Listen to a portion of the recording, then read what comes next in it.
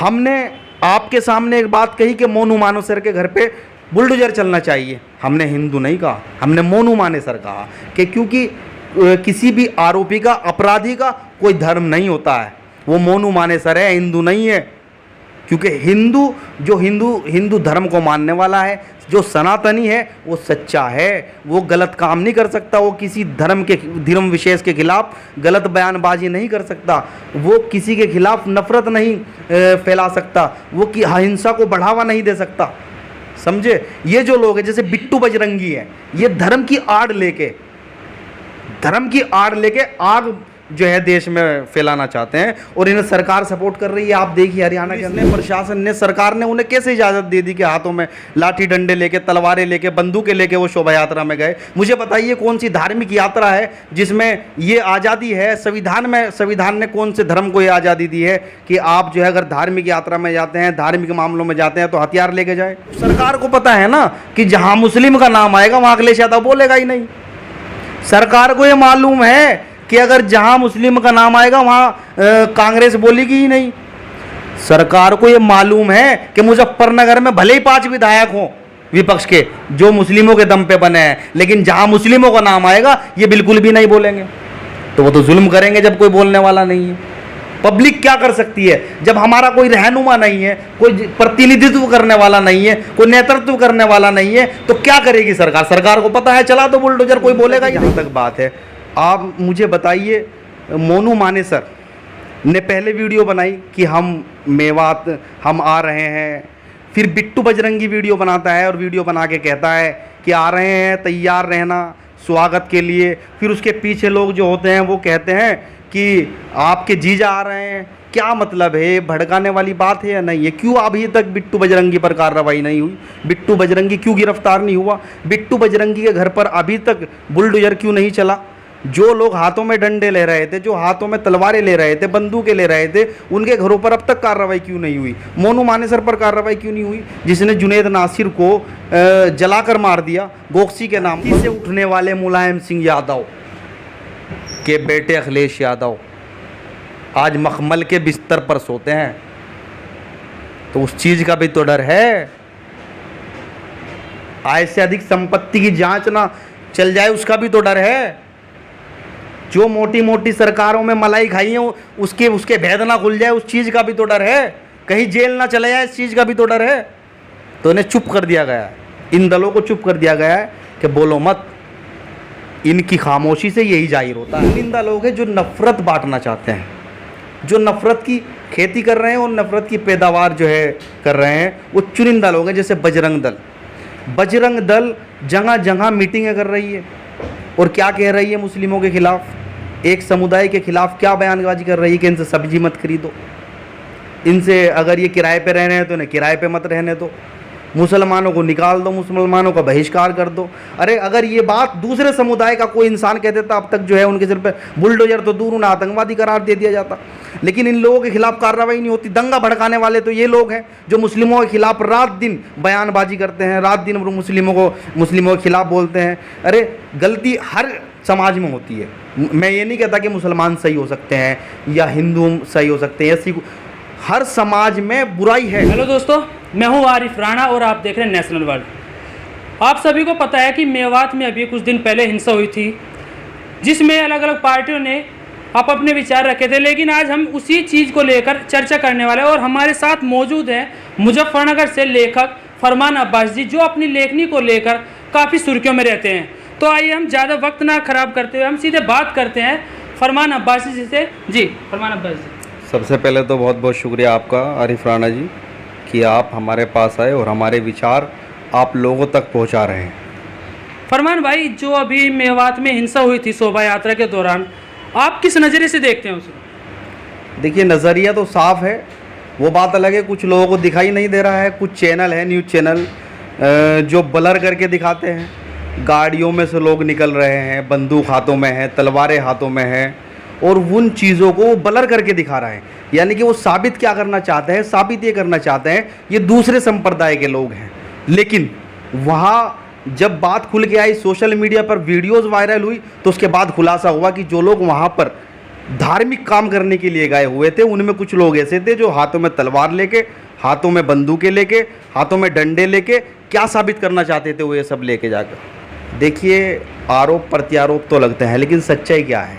मैं ना हिंदू की बात करूँगा ना मुस्लिम की बात करूँगा, क्योंकि हमारे देश में न जाने कितने हमारे हिंदू भाई हैं जो लगातार वीडियो बनाकर कह रहे हैं कि सच्चाई क्या है, सच्चाई बयां कर रहे हैं, सच्चाई बता रहे हैं, और गलत को गलत कह रहे हैं, सही को सही कह रहे हैं। लेकिन नू हिंसा की जहाँ तक बात है, आप मुझे बताइए, मोनू मानेसर ने पहले वीडियो बनाई कि हम मेवात हम आ रहे हैं, फिर बिट्टू बजरंगी वीडियो बनाता है और वीडियो बना के कहता है कि आ रहे हैं, तैयार रहना स्वागत के लिए। फिर उसके पीछे लोग जो होते हैं वो कहते हैं कि आपके जीजा आ रहे हैं। क्या मतलब है? भड़काने वाली बात है या नहीं है? क्यों अभी तक बिट्टू बजरंगी पर कार्रवाई नहीं हुई? बिट्टू बजरंगी क्यों गिरफ्तार नहीं हुआ? बिट्टू बजरंगी के घर पर अभी तक बुलडोजर क्यों नहीं चला?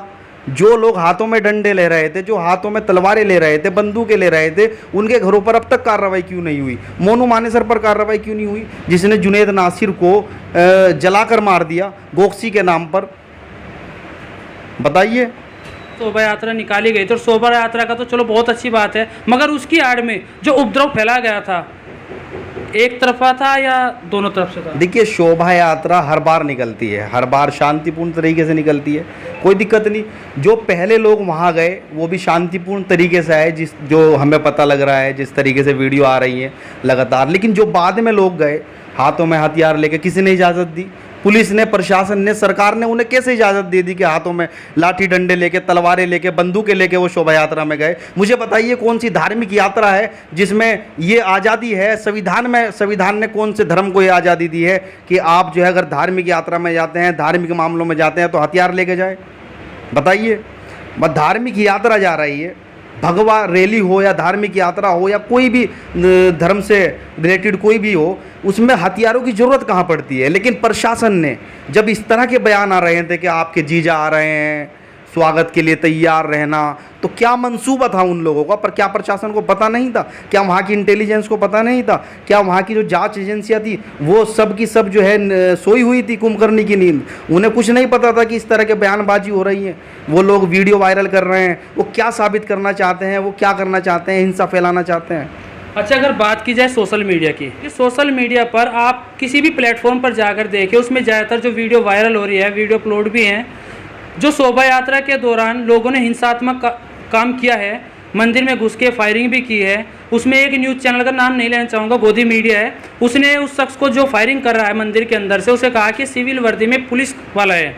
मगर उसमें एक जुबेर नाम का फैक्ट चेकर है, उन्होंने जब उसमें फैक्ट चेक किया, उसमें बताया गया कि वो कोई पुलिस वाला नहीं था। और उसके बावजूद भी, जबकि सब कुछ वीडियो वायरल हो रही है और उसमें सब कुछ दिखाया जाए कि हाथों में तलवारें ले रहे हैं, बंदूकें ले रहे हैं, और जो आपत्तिजनक गाने उनका भी इस्तेमाल किया और नारे भी लगाए गए मुसलमानों के खिलाफ, उसके बावजूद भी वहाँ के प्रशासन ने मुस्लिमों के घरों पर बुलडोज़र की कार्रवाई की है।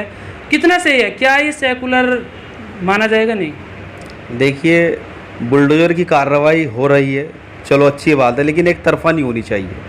अगर कोई दोषी है तो दोनों तरफ कार्रवाई होनी चाहिए। जिन लोगों ने दंगा भड़काया, जिन लोगों ने लोगों की भावनाएं आहत की, जिन लोगों ने ये कहा कि आपके जीजा आ रहे हैं, तैयार रहना, ठीक है, जो लोग दंगा भड़काने में जिनका अहम रोल है, उनके घरों पर बुलडोज़र चलना चाहिए। जो लोग हाथों में लाठी डंडे तलवारें लेकर और हथियार लेकर गए, उनके घरों पर बुलडोज़र चलना चाहिए। मोनू मानेसर के घर पर बुलडोज़र चलना चाहिए। उस सिपाही के घर पर बुलडोज़र चलना चाहिए जिसने 3 लोगों की ट्रेन के अंदर हत्या कर दी। बताइए, कहाँ सिर्फ एक तरफा कार्रवाई हो रही है? जहाँ मुस्लिम दिखते हैं, अगर सिर्फ मुस्लिम आरोपी है, अल्पसंख्यक मुस्लिम समाज अल्पसंख्यक समुदाय से आता है, अल्पसंख्यक समुदाय है, और हमारे देश में बहुसंख्यक जो आबादी है वो ऐसा नहीं है कि सब गलत हो सकते हैं, ना पूरी तरीके से मुस्लिम गलत हो सकते हैं और ना हिंदू गलत हो सकते हैं। बहुत हमारे जाट भाई हैं जो पूरी तरह समर्थन कर रहे हैं, गुज्जर भाई हैं, और भी बहुत लोग हैं सेकुलर, न जाने कितने लोग हैं जो वीडियो बनाकर वैसे भी मीटिंगें करके, शांति समिति की मीटिंग करके एक एकता का मिसाल दे रहे हैं, प्यार का संदेश दे रहे हैं, मोहब्बत का पैगाम दे रहे हैं। लेकिन ये चुनिंदा लोग हैं, ये ज़्यादा लोग नहीं है, ये चुनिंदा लोग हैं जो नफ़रत बांटना चाहते हैं, जो नफ़रत की खेती कर रहे हैं और नफ़रत की पैदावार जो है कर रहे हैं, वो चुनिंदा लोग हैं। जैसे बजरंग दल जगह जगह मीटिंगें कर रही है, और क्या कह रही है मुस्लिमों के खिलाफ, एक समुदाय के खिलाफ क्या बयानबाजी कर रही है कि इनसे सब्जी मत खरीदो, इनसे अगर ये किराए पे रह रहे हैं तो इन्हें किराए पे मत रहने दो, मुसलमानों को निकाल दो, मुसलमानों का बहिष्कार कर दो। अरे अगर ये बात दूसरे समुदाय का कोई इंसान कह देता, अब तक जो है उनके सिर पे बुलडोजर तो दूर, उन्हें आतंकवादी करार दे दिया जाता। लेकिन इन लोगों के खिलाफ कार्रवाई नहीं होती। दंगा भड़काने वाले तो ये लोग हैं जो मुस्लिमों के खिलाफ रात दिन बयानबाजी करते हैं, रात दिन मुस्लिमों के खिलाफ बोलते हैं। अरे गलती हर समाज में होती है। मैं ये नहीं कहता कि मुसलमान सही हो सकते हैं या हिंदू सही हो सकते हैं, ऐसी हर समाज में बुराई है। समाज बुरा नहीं होता है, इंसान बुरा होता है, इंसान में बुराई होती है। तो इसका मतलब ये नहीं है कि आप समाज को बुरा कहोगे। अगर सुनो, हमने कभी किसी समाज के बारे में नहीं कहा, मुझे बताइए किसने ये कहा कि हिंदू गलत है या हिंदुओं ने ऐसा कर दिया या हिंदू वहाँ जो है हाथों में तलवारें और बंदूकें लेकर आए, बताओ किसने कहा, एक बयान दिखाओ तो मुझे। लेकिन लगातार उधर से ये इस तरह की बातें हो रही हैं कि मुसलमानों ने ये कर दिया, मुसलमान ऐसे हैं, मुसलमानों को निकाल दो, मुसलमानों को ये कर दो। इसका मतलब क्या है कि मुसलमान, हमने आपके सामने एक बात कही कि मोनू मानेसर के घर पे बुलडोजर चलना चाहिए, हमने हिंदू नहीं कहा, हमने मोनू मानेसर कहा कि क्योंकि किसी भी आरोपी का, अपराधी का कोई धर्म नहीं होता है, वो मोनू मानेसर है, हिंदू नहीं है। क्योंकि हिंदू धर्म को मानने वाला है, जो सनातनी है, वो सच्चा है, वो गलत काम नहीं कर सकता, वो किसी धर्म विशेष के खिलाफ गलत बयानबाजी नहीं कर सकता, वो किसी के खिलाफ नफरत नहीं फैला सकता, वो हिंसा को बढ़ावा नहीं दे सकता। समझे? ये जो लोग हैं जैसे बिट्टू बजरंगी है, ये धर्म की आड़ लेके आग जो है देश में फैलाना चाहते हैं और इन्हें सरकार सपोर्ट कर रही है। आप देखिए हरियाणा के अंदर। तो ऐसे लोगों को क्या कहना चाहेंगे जो धर्म की आड़ में इस तरह का उपद्रव फैलाने का काम कर रहे हैं? और अगर बात की जाए, पहले मणिपुर जला, अब की बार मेवात तक बात पहुंच गई, और मेवात तक ही नहीं, गुड़गांव में भी देख लीजिए क्या हाल हुआ। वहाँ पे जो मुसलमान के शोरूम थे, दुकानें थी, उनको ताले तोड़े गए, वहाँ से सामान चुराया गया। वे कौन से हिंदू थे, कौन से सनातनी हैं? क्या उन्हें हिंदू या सनातनी कहना सही रहेगा? देखिए मेरी बात सुनिए, जो हमारे देश के राष्ट्रपति हैं, हमारे देश की सुप्रीम कोर्ट के न्यायाधीश हैं, मुख्य न्यायाधीश, उन्हें खुद आगे आकर डिसीजन लेना चाहिए और इन चीज़ों पर बैन लगाना चाहिए कि जिस तरीके से ये मुस्लिमों का नाम लेके, धर्म का नाम लेके, ये इस तरह की जितने भी, अगर कोई मुसलमान या कोई नेता मुस्लिम का नाम, हिंदू का नाम लेकर इस तरह की जो है नफरत फैलाने की कोशिश करता है तो उसे तुरंत गिरफ्तार करके उस पर NS से लगानी चाहिए। इन चीज़ों पर रोक लग जाएगी। जाति धर्म के नाम पर कोई बात ही नहीं होनी चाहिए, कोई बयानबाजी ही नहीं होनी चाहिए। सिर्फ जैसे हम बोल रहे हैं, देखिए मोनू मानेसर के घर पर बुलडोजर चलना चाहिए, बिट्टू बजरंगी के घर पर बुलडोजर चलना चाहिए, जो लोग हाथों में हथियार ले गए उनके घर पर बुलडोजर चलना चाहिए। हमने तो किसी धर्म का नाम नहीं लिया, ना हम लेंगे, क्योंकि हमारे बहुत दोस्त हैं, हमारे भाई हैं, हिंदू भाई हैं हमारे, सिख भी हमारे भाई हैं, सब समाज हमारा भाई है, ईसाई भी हमारे भाई हैं। हम किसी धर्म के खिलाफ बोल ही नहीं सकते हैं, न इसकी हमारा मज़हब इजाज़त देता है खिलाफ बोलने की। अभी मेवात में भी जो खाप चौधरी है, उन्होंने भी आह्वान किया था कि कोई भी इन लोगों के बहकावे में ना आए और ऐसा भाईचारा ख़राब ना करे जिससे आने वाली नस्लें ख़राब हों। अगर बात की जाए वोट की, क्या मुस्लिम सिर्फ वोट बैंक तक ही सीमित रह गया है या उसको कहीं आज तक किसी चीज़ में भागीदारी मिली है? देखिए, हम जो हमारे जाट भाई हैं, खाप चौधरी हैं, उनका हम स्वागत करते हैं। उन्होंने सच को सच कहा और वो ये नहीं चाहते हैं, उन्होंने देख लिया देश के अंदर कि देश में इस तरह के जो दंगे होते हैं, इनसे देश पीछे जा रहा है, तरक्की रुक रही है, तरक्की नहीं हो रही है। तो वो अब अमन चाहते हैं, पूरा देश अमन चाहता है, पूरे देश के लोग अमन चाहते हैं। लेकिन चुनिंदा लोग हैं, जो चुनिंदा लोग हैं वो देश में अमन नहीं चाहते हैं, शांति नहीं चाहते हैं, मोहब्बत नहीं चाहते हैं, वो सिर्फ नफ़रत बांट रहे हैं और नफ़रत फैला रहे हैं। उनके खिलाफ कार्रवाई होनी चाहिए। कुछ संगठन है, 2-3 संगठन है। देखिए मैं आपको बता दूं, RSS जो है वो भी ज़्यादा इस तरीके की बयानबाजी से बचता है, हम नहीं देखते हैं उसे बयानबाजी। लेकिन कुछ जो छोटे संगठन है, फर्जी संगठन, वो सड़कों पे आके मुस्लिमों के खिलाफ बयानबाजी करते हैं। मुस्लिम यहाँ रहना होगा तो श्री राम कहना होगा, नारे लगाने होंगे, किराएदार मत रखो, इन्हें नौकरी मत दो, इनकी दुकानें खाली करा दो। ये कौन लोग हैं, ये कौन से संगठन है? ये क्या आतंकवाद का काम नहीं कर रहे हैं? ये देश को बांटने का काम नहीं कर रहे हैं? या क्या ये देश में नफरत फैलाने का काम नहीं कर रहे हैं? इनके खिलाफ कार्रवाई होनी चाहिए। हम निष्पक्ष मान लेंगे खट्टर सरकार को भी और मोदी सरकार को भी, अगर इन चुनिंदा लोगों के जो ये संगठन नफरत बांट रहे हैं इनके खिलाफ कार्रवाई कर दे, इन पर बैन लगा दे, तो देश में अमन चैन कायम हो जाएगा। अगर देखा जाए हरियाणा के अंदर चलो बीजेपी सरकार है, मगर राजस्थान के अंदर कांग्रेस की सरकार है, मौजूदा सरकार भी है। इंडिया शब्द दिया गया जिसमें करीब सभी विपक्षी पार्टी एकजुट हुए, इक्का दुक्का पार्टी को छोड़कर सभी एकजुट हुए, मगर इस हिंसा पर कोई भी बोलने को तैयार नहीं है। ऐसा क्या है कि मुसलमान सिर्फ वोट तक ही सीमित रहेगा? वोट अब 2024 का चुनाव आने वाला है, उस वक्त मुसलमान भी उनका भाई बन जाएगा और सब बन जाएगा, मगर इस हिंसा पर कोई बोलने को तैयार नहीं है। तो इस पर क्या कहना है कि मुसलमान क्या अब की बार वोट किसको दे सकता है? देखिए, मुसलमान जो ये शब्द है, पता नहीं इसमें क्या है, क्या ऐसी बात है जिसे बहुत नेता इनकी वोट तो लेना चाहते हैं लेकिन इस नाम को पसंद नहीं करते। जैसे अखिलेश यादव है, अखिलेश यादव किसी भी मुद्दे पे नहीं बोलते। एनआरसी का मुद्दा हुआ, 3 तलाक का मुद्दा हुआ, इसके अलावा ना जाने कितने मुद्दे जब से मोदी सरकार आई है मुस्लिमों के खिलाफ कानून आए हैं, मुस्लिमों के खिलाफ षड्यंत्र रचे गए हैं, लेकिन अखिलेश यादव ने आज तक किसी भी मुद्दे पर बेबाकी से नहीं बोल पाए। आज़म खान के साथ क्या हुआ बताइए, कहाँ जो है अखिलेश यादव बोले? चलो इन सब चीज़ों को छोड़ दीजिए, ये पुरानी बात है, लेकिन नई बात है मेवात की। मेवात पे कहाँ है अखिलेश यादव? जो खट्टर सरकार में सहयोगी पार्टी है दुष्यंत चौटाला की, वो दुष्यंत चौटाला जो हरियाणा सरकार में उप मुख्यमंत्री है, वो खुलकर बोल रहे हैं। वो कह रहे हैं कि लोग नफरत बांट रहे हैं, वो सच को सच कह रहे हैं, जो बीजेपी के सहयोगी हैं। लेकिन जो कहते हैं कि हम बीजेपी के खिलाफ हमने इंडिया खड़ी की है, बीजेपी के खिलाफ हम जो है चुनाव लड़ते हैं, मुसलमानों हमें वोट दो, हम तुम्हारे हमदर्द हैं, हम तुम्हारे रहनुमा हैं, हम तुम्हारे रहबर हैं, जो ये कहते हैं, वो अखिलेश यादव मुस्लिमों के नाम पे बोलने के लिए तैयार नहीं होते। जुनैद नासिर को मारा गया, अखिलेश यादव चुप रहे। अखलाक को मारा गया, ना जाने कितने गोक्षी के नाम पर तरह तरह से मुस्लिम युवाओं की हत्या कर दी गई, लेकिन अखिलेश यादव कहीं नहीं बोले।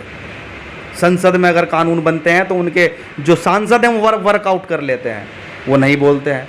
लेकिन अगर ओवैसी बोलता है, ओवैसी एकजुट करना चाहता है, तो ओवैसी एजेंट है। हमारे भाई खुद कहते हैं ओवैसी एजेंट है।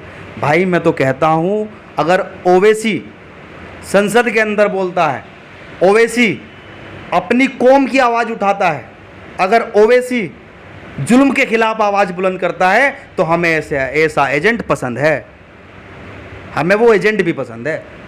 मैंने देखा है चुप रहने वाले सेकुलर पसंद नहीं है हमें, जैसे अखिलेश यादव हो गए। जयंत चौधरी भी बोल रहे हैं, लेकिन अखिलेश यादव की खामोश है बिल्कुल। अखिलेश यादव की जुबान ही नहीं खुल रही। और हमारे कुछ भाई हैं मुजफ्फरनगर के अंदर भी जगह जगह यू जो अखिलेश यादव के बहुत बड़े जो है भक्त हैं, अखिलेश यादव बोलने के लिए तैयार नहीं। क्यों बोलेंगे भाई वे? अखिलेश यादव को जरूरत क्या है बोलने की, जब आरिफ फरमान और हम लोग सब मिलके जो है बिना कहे वोट दे देते हैं, बिना बोलने वोट दे देते हैं, उनके विधायक बनवा देते हैं, उनके सांसद बनवा देते हैं। अगर अखिलेश यादव कुछ है तो सिर्फ मुस्लिमों के दम पे है, ये सबको पता है, तो उसे बोलने की ज़रूरत नहीं है। क्योंकि हम कभी नहीं देखते इस चीज़ को कि हमारे साथ जब जुल्म ज्यादती हुई, हमारे खिलाफ कोई षड्यंत्र रचा गया, किसी इंसान को मारा गया, किसी पर जुल्म ज्यादती हुई, तो अखिलेश यादव अगर नहीं बोले तो उस टाइम तो कह देते हैं, फेसबुक पे भी लिख देते हैं, जो है सोशल मीडिया पे भी आवाज़ उठा देते हैं कि अखिलेश यादव नहीं बोले, अखिलेश यादव नहीं बोले। लेकिन जब चुनाव का वक्त आता है तो कहते हैं बीजेपी को हराना है, बीजेपी का ठेका ले रखा है हराने का। तो जिस तरह विपक्षी पार्टियों ने इंडिया शब्द रखा है नाम, पहले तो ये कहते थे कि विपक्ष कमज़ोर है, मगर अब तो सारे विपक्ष एकजुट हो चुके हैं, तो अब क्यों नहीं बोले? ऐसी क्या मजबूरी है इन लोगों की कि वे हिंसा पर भी एक शब्द बोलने को तैयार नहीं है? अभी हाल ही में गुड़गांव में पप्पू यादव गए थे, उन्होंने वहाँ भी यही बात रखी थी कि विपक्ष पार्टी का कोई भी नेता बोलने को तैयार नहीं है। तो ऐसा क्यों है? देखिए, इसमें वजह है, मणिपुर पे सब बोलेंगे, क्योंकि वहाँ हिंदू मुस्लिम का मामला नहीं है। लेकिन हरियाणा पे नहीं बोलेंगे। हो सकता है उन्हें उम्मीद हो कि इंडिया जो अलायंस हुआ है उसमें सभी दल मिले हुए हैं। हो सकता है राहुल गांधी पे इनका दबाव हो सकता है केजरीवाल पे अखिलेश का दबाव हो, अखिलेश पे केजरीवाल का दबाव हो कि इन मुद्दों पे नहीं बोलना है। लेकिन इससे पहले मैं आपको बता देता हूँ, कांग्रेस में प्रियंका गांधी है, राहुल गांधी है, खुलकर बोले हैं, एनआरसी पे भी खुल के बोले हैं, संसद में भी लड़े हैं। देखो, जिसने जो किया है हम उसे सच को बयां करते हैं। लेकिन अब अलायंस हुआ है, हो सकता है इनकी आपस में बात हुई हो कि बोलना नहीं है, हम इस शर्त पे जो है अलायंस में आएंगे, अगर आप बोलोगे तो हम अलायंस में नहीं आएंगे। तो हरियाणा में जो भी हो रहा है उस पर चुनिंदा नेता बोल रहे हैं या फिर वो लोग बोल रहे हैं जिन पे बीत रही है। कोई नेता मैदान में आने को तैयार नहीं है, क्योंकि मुसलमानों का कोई रहनुमा नहीं है, नाम का रहनुमा है। और जो रहनुमा है उसे लोग रहनुमा नहीं मानते, उसे कहते हैं वो एजेंट है, जो मुस्लिमों के लिए लड़ता है, जो मुस्लिमों के लिए आवाज़ उठाता है, आवाज़ बुलंद करता है, वो जो है एजेंट है बीजेपी का। अच्छा फरमान भाई, एक चीज़ और बताइए आप, चाहे वो हरियाणा हो चाहे यूपी हो, कोई भी स्टेट हो, बीजेपी सरकार जब भी किसी पर कार्रवाई करती है तो उसके निर्माण को अवैध निर्माण करार देकर बुलडोजर क्यों चलाए? क्योंकि उनके पास जबकि एमडीए द्वारा प्रमाणित कागज भी होते हैं, सब कुछ होते हैं, और आज से नहीं कम से कम 20, 30, 40, 100 साल तक उनके मकान बने, तो अवैध कब्जा कैसे बताएं उनके ऊपर बुलडोजर चलाया जाता है? देखिए, ये सत्ता का दुरुपयोग है। अगर आपको ताकत मिल गई, सपोज करो, ये तो वो वाली बात हो गई कि एक मेरे मोहल्ले में एक कमज़ोर व्यक्ति रहता है मेरी बराबर में और मैं उसे रोज़ पीट देता हूँ, मैं कहाँ का बहादुर हुआ भाई? ये तो दुरुपयोग हुआ, मैंने अपनी ताकत का दुरुपयोग किया। तो ऐसे ही सरकार कर रही है, ऐसे यूपी में हो रहा है, ऐसे हरियाणा में हो रहा है। अब बुलडोजर चला दिए गए, कमज़ोर वर्ग पे बुलडोजर चलाया जा रहा है, लोकतंत्र की हत्या हो रही है। मुझे ये बताइए, पहले तो ये बता दीजिए, कोई इंसान आरोपी साबित हुआ है? आरोपी है, वो साबित नहीं हुआ है, उसे कोर्ट ने आरोपी साबित नहीं किया है, वो अपराधी नहीं है, वो आरोपी है, उसमें कोर्ट में केस चलेगा, उसे कोर्ट तय करेगी कि वो क्या आरोपी है या नहीं है, या उसने ऐसा किया है या नहीं। आज के टाइम में तो ऐसा कुछ नहीं है, जिसे पुलिस चाहे उसे आरोप बना देती है। देखिए, सरकार है, अब दुरुपयोग करते रहे, दुरुपयोग चल रहा है, क्योंकि जो कमज़ोर वर्ग है हमारा, अब हम वोट देते हैं अखिलेश यादव को, कांग्रेस पार्टी को, मायावती को, हम इन सब दलों को वोट देते हैं, केजरीवाल को, लालू प्रसाद यादव को, शरद पवार को, हम इन लोगों को वोट देते हैं। अब ये हमारे लिए आवाज़ नहीं उठा पाते। तो सरकार को पता है ना कि जहाँ मुस्लिम का नाम आएगा वहाँ अखिलेश यादव बोलेगा ही नहीं। सरकार को ये मालूम है कि अगर जहाँ मुस्लिम का नाम आएगा वहाँ कांग्रेस बोलेगी ही नहीं। सरकार को ये मालूम है कि मुजफ्फरनगर में भले ही 5 विधायक हों विपक्ष के जो मुस्लिमों के दम पे बने हैं, लेकिन जहाँ मुस्लिमों का नाम आएगा ये बिल्कुल भी नहीं बोलेंगे। तो वो तो जुल्म करेंगे जब कोई बोलने वाला नहीं है। पब्लिक क्या कर सकती है जब हमारा कोई रहनुमा नहीं है, कोई प्रतिनिधित्व करने वाला नहीं है, कोई नेतृत्व करने वाला नहीं है, तो क्या करेगी सरकार? सरकार को पता है चला दो बुलडोजर, कोई बोलेगा ही नहीं। मुसलमान का रहनुमा कौन है? एक रहनुमा मान लिया, वो रहनुमा है या नहीं है वो तो जनता को पता है, जनता जानती है, जनता सब ओवैसी को पता है कि ओवैसी बोलता है, अकेला क्या करेगा? ओवैसी के बोलने से होगा क्या? यूपी में अगर अखिलेश यादव अपने विधायकों को लेके किसी भी मुद्दे पे विरोध करें, धरने पर बैठें, प्रदर्शन करें, तो क्या कुछ नहीं हो सकता? कांग्रेस अगर चाहे तो क्या कुछ नहीं हो सकता? जितनी भी ये सेकुलर दल हैं, अगर ये चाहें सड़कों पे आ जाए तो क्या कुछ नहीं हो सकता बदलाव देश के अंदर। लेकिन सब डरे हुए हैं, क्योंकि इसकी वजह है धरती से उठने वाले मुलायम सिंह यादव के बेटे अखिलेश यादव आज मखमल के बिस्तर पर सोते हैं, तो उस चीज़ का भी तो डर है। आय से अधिक संपत्ति की जांच ना चल जाए उसका भी तो डर है। जो मोटी मोटी सरकारों में मलाई खाई है उसके भेद ना खुल जाए, उस चीज़ का भी तो डर है। कहीं जेल ना चले जाए, इस चीज़ का भी तो डर है। तो इन्हें चुप कर दिया गया है, इन दलों को चुप कर दिया गया है कि बोलो मत। इनकी खामोशी से यही जाहिर होता है। तो क्या लगता है 2024 का चुनाव आने वाला है, क्या मुसलमान अब की बार अपना कोई उम्मीदवार अपना तय करेगा या फिर उसी राह पर चलेगा, आगे भी फिर इस तरह उनका उत्पीड़न होगा? अगर मुसलमान उसी राह पे चलेगा तो चलता रहे। बहुत मुसलमान है जागरूक हो गए, जिन्हें पता चल गया कि तुम्हें करना क्या है।